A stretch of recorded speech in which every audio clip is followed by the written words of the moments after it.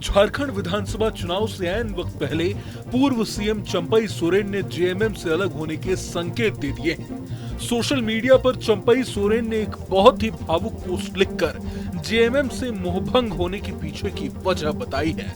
चंपई ने खुलकर ये बता दिया है कि जेएमएम के भीतर कुछ भी ठीक नहीं चल रहा। यही नहीं, उन्होंने ये भी बताया है कि काफी तिरस्कार और अपमान के बाद उन्हें वैकल्पिक रास्ता तलाशने के लिए मजबूर होना पड़ा है। हालांकि चंपई ने सीधे तौर पर बीजेपी ज्वाइन करने का ऐलान तो नहीं किया है, लेकिन कयास लगाए जाने लगे हैं कि वे अपने दल बल के साथ बहुत जल्द बीजेपी में शामिल हो सकते हैं। पूर्व सीएम की सोशल मीडिया पोस्ट की बड़ी बातों पर ध्यान दें तो उन्होंने खुद को अचानक सीएम पद से हटाए जाने को लेकर दुख जाहिर किया है।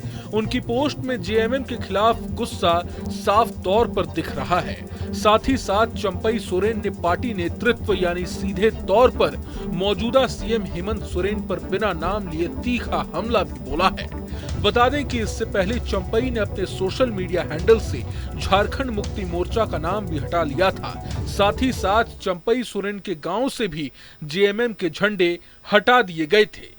चंपई के बीजेपी में शामिल होने की बात इसलिए भी कंफर्म लग रही है क्योंकि एक दिन पहले ही उन्होंने गुवाहाटी में असम के सीएम हिमंता बिस्वा शर्मा से मुलाकात की थी और उसके बाद कोलकाता में वे बीजेपी नेता शुवेंदु अधिकारी से भी मिले थे, जिसका मतलब यही है कि अंदर खाने कुछ न कुछ खिचड़ी जरूर पकी है। पूरे मसले पर झारखंड के सीएम हेमंत सोरेन ने बिना नाम लिए इशारों ही इशारों में चंपई और बीजेपी पर निशाना साधा है। हेमंत सोरेन ने आरोप लगाते हुए कहा है कि उनकी पार्टी को पैसों के दम पर तोड़ने की कोशिश की जा रही है। लेकिन यहाँ सबसे बड़ा सवाल तो ये है कि अगर चंपई सोरेन बीजेपी ज्वाइन कर लेते हैं तो इससे इंडिया अलायंस को झारखंड में कितना बड़ा नुकसान हो सकता है। झारखंड विधानसभा में सदस्यों की संख्या की बात करें तो ये 82 है, जिसमें से 81 चुने जाते हैं। वहीं विधायक सीता सोरेन के इस्तीफे और अन्य 4 विधायकों के सांसद बनने के बाद विधानसभा का कुल आंकड़ा 77 रह गया है और बहुमत का आंकड़ा 39 हो गया है। विधानसभा में मौजूदा विधायकों की बात करें तो जेएमएम के पास 27, कांग्रेस के पास 17, आरजेडी के पास 1 और सीपीआईएम के पास 1 विधायक है। वहीं विपक्ष की बात करें तो बीजेपी के पास 24, आजसू के पास 3, जेडीयू के पास 1 और 1 निर्दलीय विधायक है। अब अगर चंपई सोरेन अपने साथ कम से कम 6 विधायकों को बीजेपी में ले आते हैं तो हेमंत सोरेन की सरकार अल्पमत में आ सकती है। ऐसे में अगर बीजेपी अविश्वास प्रस्ताव ले आती है तो झारखंड की हेमंत सोरेन सरकार गिर सकती है। जानकारों का मानना है कि चंपई के आने से बीजेपी को आगामी विधानसभा चुनाव में आदिवासी वोट बैंक में बड़ी सेंध लगाने में मदद मिलेगी।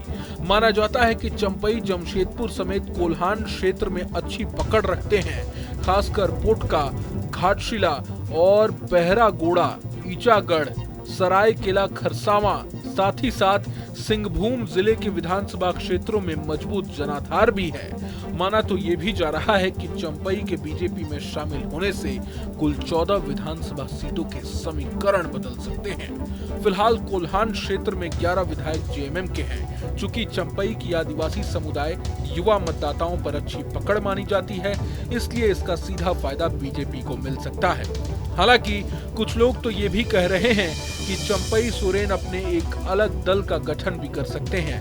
याद हो कि ऐसा पहले बिहार में भी हो चुका है जब जीतन राम मांझी ने जेडीयू से अलग होकर अपनी अलग पार्टी हम बनाई थी। लेकिन चंपई सोरेन के केस में ऐसी संभावनाएं कम ही दिख रही हैं, क्योंकि विधानसभा चुनाव में वक्त बहुत कम बचा है।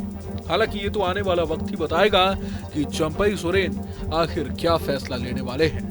बहरहाल इस वीडियो पर आप क्या सोचते हैं हमें कमेंट बॉक्स में जरूर बताएं। अगर आपको ये वीडियो पसंद आए तो लाइक करें और चैनल को सब्सक्राइब करें।